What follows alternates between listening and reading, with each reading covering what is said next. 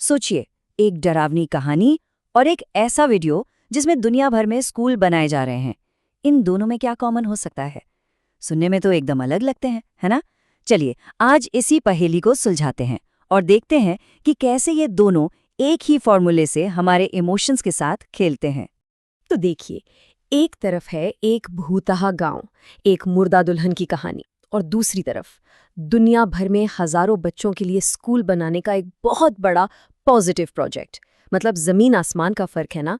लेकिन अगर मैं कहूं कि इनके पीछे कहानी सुनाने का जो तरीका है वो हैरान करने वाली हद तक एक जैसा है।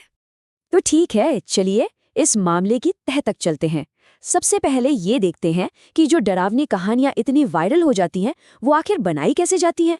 आप कोई भी वायरल हॉरर कहानी उठा लीजिए, चाहे वो किसी भूता हवेली की हो या फिर किसी सुनसान सड़क की, आपको एक बात कॉमन दिखेगी। ये सब सस्पेंस बनाने के लिए कह सकते हैं, एक टेस्टेड फॉर्मूले का इस्तेमाल करती हैं। ये एक ऐसी रेसिपी है जो लगभग हर बार काम कर ही जाती है। तो ये फॉर्मूला है क्या? असल में ये 4 बड़े ही सीधे साधे स्टेप्स में काम करता है। सबसे पहले कहानी में एक चेतावनी दी जाती है। फिर होती है पहली मुठभेड़, मतलब जब पहली बार कुछ अजीब होता है। इसके बाद खतरा धीरे धीरे बढ़ने लगता है और आखिर में होता है उस अनदेखी ताकत से आमना सामना। तो पहला स्टेप, चेतावनी। कहानी की शुरुआत में ही आपको खतरे का एक हिंट दे दिया जाता है। जैसे मनाली 28 किलोमीटर में होटल का रिसेप्शनिस्ट पहले ही बोल देता है कि भाई रोहतांग का मतलब है लाशों का ढेर, शाम से पहले लौटाना। ये एक क्लासिक तरीका है शुरू में ही टेंशन बिल्ड करने का। फिर आता है दूसरा स्टेप, पहली मुठभेड़। अब कहानी गांव में हुई आहट को ही ले लीजिए। जब रीना अपने दोस्तों से शर्त लगाकर उस हवेली में घुसती है, तो उसे टॉर्च की रोशनी में दीवार पर अपनी परछाई के साथ साथ एक और परछाई हिलती हुई दिखती है। बस यही वो पल है जब मजाक खत्म हो जाता है और समझ आता है कि बॉस, ये सिर्फ सुनी सुनाई बात नहीं है, कुछ तो गड़बड़ है। अब तीसरे स्टेप में खतरा सिर्फ एक अनजान सा एहसास नहीं रहता, वो सीधा और पर्सनल बन जाता है। जैसे डेड ब्राइड कहानी में जब मैथ्यू को वही डरावनी औरत अपनी खिड़की के ठीक बाहर घूरती हुई दिखती है, तो सोचिए डर का लेवल कहाँ से कहाँ पहुंच जाता है। अब ये सिर्फ कोई कहानी नहीं है, ये एक असली खतरा है जो ठीक सामने आकर खड़ा हो गया है। और आखिर में आता है चौथा स्टेप, सामना, क्लाइमैक्स। गांव में हुई आहट में जब हवेली के अंदर मंत्र पढ़ रहे मोहन को दीवार पर खून से लिखा हुआ दिखता है, आहट से बचना नामुमकिन है।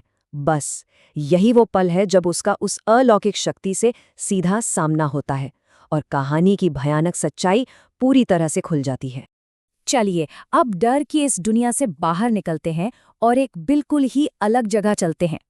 अब हम मिस्टर बीस्ट के एक वीडियो के स्ट्रक्चर को डिकोड करने की कोशिश करेंगे। और आपको जानकर हैरानी होगी कि मिस्टर बीस्ट के वीडियो भी एक बहुत ही साफ 4 हिस्सों वाले स्ट्रक्चर का इस्तेमाल करते हैं। ये एक ऐसी कहानी बनाते हैं जो इमोशनली बहुत सैटिस्फाइंग होती है। पहले एक समस्या दिखाई जाती है, फिर उसमें हस्तक्षेप किया जाता है, उसके बाद होता है बड़ा खुलासा और आखिर में दिखाया जाता है उसका प्रभाव। ये पहले और बाद में वाला जो कॉन्सेप्ट है ना, ये एक जबरदस्त विजुअल और इमोशनल इम्पैक्ट डालता है।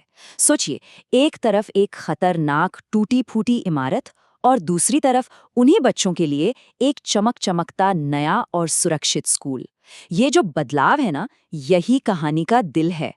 लेकिन कहानी सिर्फ एक स्कूल बनाने पर खत्म नहीं होती। ये नंबर देखिए, 18,000 से ज्यादा छात्र। ये आंकड़ा इस प्रोजेक्ट के बहुत बड़े और लंबे समय तक चलने वाले असर को दिखाता है। ये सिर्फ एक इमारत नहीं है, ये हजारों बच्चों की जिंदगी और उनके भविष्य का सवाल है। और फिर ये कोट, ये उन बड़े बड़े नंबर्स को एक पर्सनल, एक इंसानी चेहरा देता है।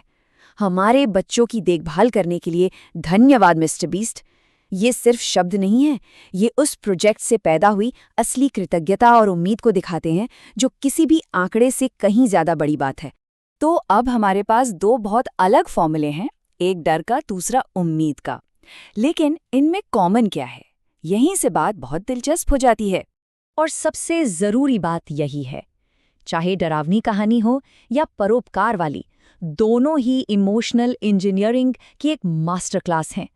वे एक जैसे स्ट्रक्चर का इस्तेमाल करके शक्तिशाली लेकिन एकदम उल्टी भावनाएं जगाते हैं। एक डर पैदा करता है तो दूसरा उम्मीद जगाता है। देखिए, दोनों ही फॉर्मूले एक बहुत ही साफ इमोशनल जर्नी तैयार करते हैं, जिसमें दांव बहुत ऊंचे होते हैं।